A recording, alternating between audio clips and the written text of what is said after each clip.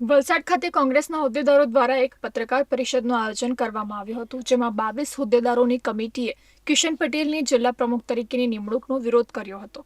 કાર્યકરોનો આક્ષેપ છે કે સેન્સ પ્રક્રિયામાં કિશન પટેલનું નામ ન હોવા છતાં તેમની વરણી કરવામાં આવી છે.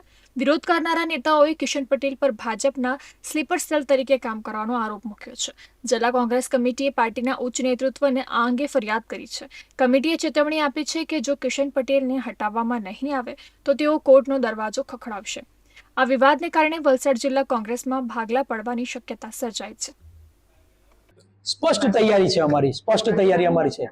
અગર જો એઓએ અમારા આ જે માંગણી છે એ ના સંતોષશે તો અમે અમારા હોદ્દા પરથી રાજીનામું આપી દઈશું.